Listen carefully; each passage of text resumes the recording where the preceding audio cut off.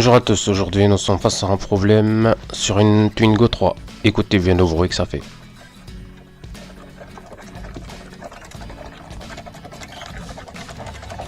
J'ai l'impression que je vois pas beaucoup d'eau. Alors, celui-là il est très chaud. Celui-là est très chaud. Par contre, celui-là, il n'est pas très chaud. C'est ça que je comprends pas. Pourquoi celui-là n'est pas chaud? C'est ça que je comprends pas. Tu comprends? Il y a des choses que je comprends pas. Tu vois? Entends le bruit. Alors donc ici on a bien regardé. Donc le problème c'est le thermostat. Donc le client se plaignait en fait que qu'il mettait à chaque fois de l'eau. Donc il rajoutait à chaque fois de l'eau. Il avait une fuite au niveau du thermostat, mais en même temps il était bloqué. Et avec la rouille, vous voyez bien au milieu, tout au milieu il y a un truc.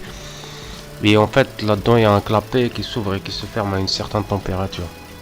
Donc l'eau ne circule pas complètement dans la voiture. Et puis à chaque fois ça faisait du bruit parce qu'il n'y a pas assez d'eau dans le circuit.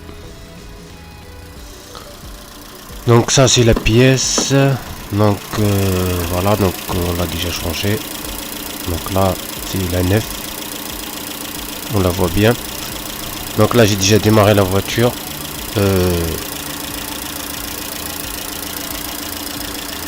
Donc là on était en train de la laisser chauffer.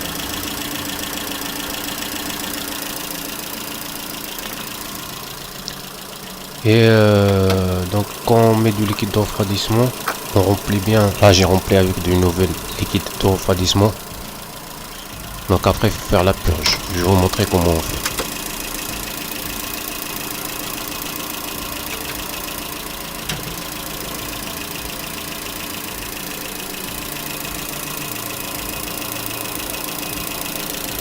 Voilà, donc là il y a un bouchon qu'il faut ouvrir jusqu'à laisser l'air sortir, jusqu'à ce que le liquide sorte, et puis le refermer. Mais il faut faire attention de ne pas se brûler. Ça en général on le fait à froid. Moi j'ai déjà fait, mais c'est juste pour vous montrer. Il y a deux bouchons. Donc celui-là c'est le premier bouchon, donc il est sur le thermostat.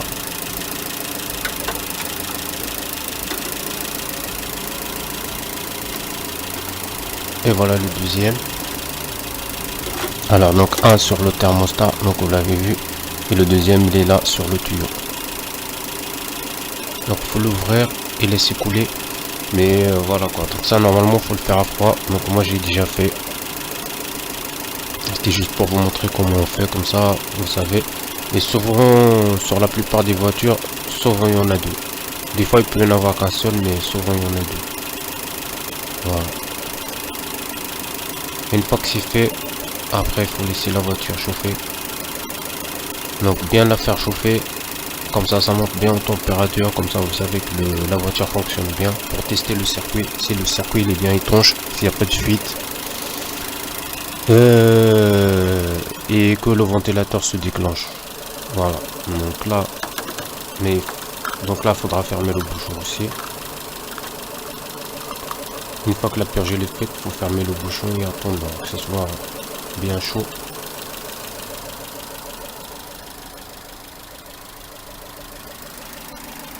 Alors là j'en profite pour vous montrer les outils qu'il faut. Donc là il y a une clé de 8, une pince, un tournevis plat et de la pâte à joint. C'est tout ce qu'il faut pour faire cette opération sur cette voiture. Pas besoin de beaucoup d'outils. Et il faut bien mettre du liquide de refroidissement, pas de l'eau,